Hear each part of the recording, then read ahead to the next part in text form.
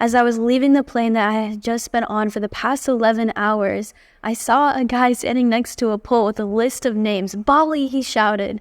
I scurried over to him. He said, "What number are you on?" 10. He crossed my name off the list. "Hurry, they are boarding." I ran through and got to security. Excuse me as I shuffled my way through the line and told them that my plane was about to take off. And as I was running through the airport, I looked around and saw how beautiful the Asian culture is. As I was running, my gate was the last one in the airport. I was running through, and as I arrived, "Final call," they shouted. I made it. I made it on the flight with minutes to spare. And that was a calculated risk. But I've gotten so good now at taking risks and knowing full-heartedly that it will work out. The number one common trait in successful entrepreneurs that I see is they're willing to take risks. I could have gone with the flight that had more than an hour layover, but I knew that I would make it because every time I took a risk, it was worth it. All entrepreneurship is a calculated risk. And when you are taking a risk, you're thinking of what are the consequences of inaction, of not taking this risk? What are the consequences of me staying where I'm at versus taking this risk, jumping all in and going in on what I want to do? Even if it's scary, even if it requires doing something that I've never done. When I stopped outsourcing my own knowledge and wisdom and started looking within for it, I realized that there was never a perfect time to start. There was never a perfect time to go all in.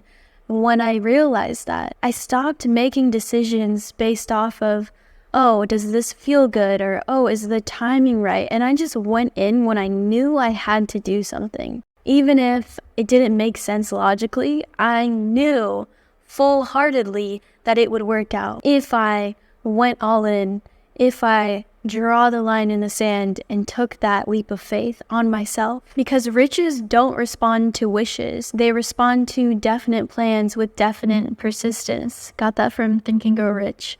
How much do you truly desire your goals? The successful entrepreneurs, they're hungry for not just the money or what the success will bring, but for the person that they become along the way, the growth, the impact, the people, the lives that they will be able to change when they go all in. That is where the deep-rooted desire comes from and where the successful people are born. See, I've been in programs before where the mentors, they get stagnant. They no longer have a hunger for growth. And usually that's because they don't have a strong enough desire. So when you are thinking of doing something that you've never done before, return back to your desire. Remember how strong it truly is. And when you're about to take a risk, when you're about to invest into yourself, when you're about to, leave your hometown, when you're about to break off of a relationship or make a huge change in your life, most of the time it comes from realizing that you are at a plateau and you can stay at this plateau. You can remain stagnant. You can just stay at the same current revenue that you're at, or you can truly look at where you are right now and the progress that you've made and ask yourself, is this what you are truly capable of? Because if right now you haven't made significant progress and actually gotten to your goals and you don't feel proud of the progress that you've made on your business, and you're seeing all these other people who are making that progress because they committed to showing up for the person that they know that they were meant to serve, then it might be time to go in and truly take a stance. If you haven't made any progress in the last 30 days in your business and you've just stayed comfortable, you haven't grown to the level that you know you're capable of, what makes you think anything will change? When you decide that enough is enough, that you're willing to take a risk on yourself, when you're willing to go all in, that is when you see the change come. That is when you see the transformation come. But you must be willing to take that risk.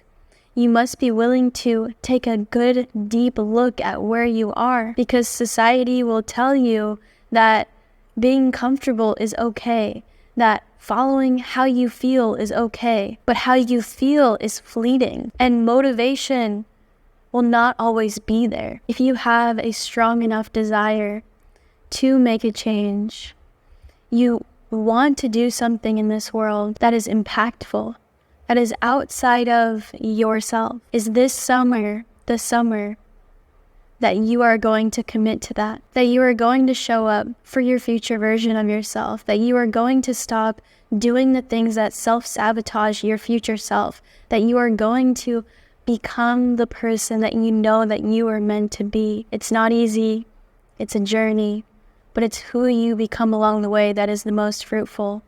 Not just the success, not just the freedom, but who you become along the way. Every time that I was about to invest into myself, I had this nervousness energy come up.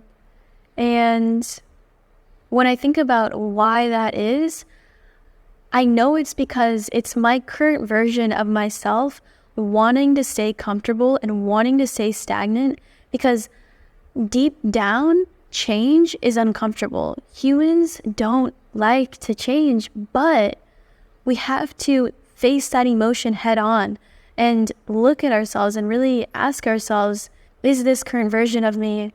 Because where you're at right now and where you want to go, there has to be a change in whether it's daily habits, your beliefs, who you surround yourself with, the level of work that you are willing to do. There has to be a change. And when you're faced with the opportunity to become that person, will you say yes? Will you do it even if it's uncomfortable? Will you make that change even if your current version of yourself tries to hold you back? Will you look at the fear in the face and realize how shallow it truly is? How no matter what, everything in life has always worked out. Risks are worth it. Your dreams are worth it. Listen to your intuition and go for it.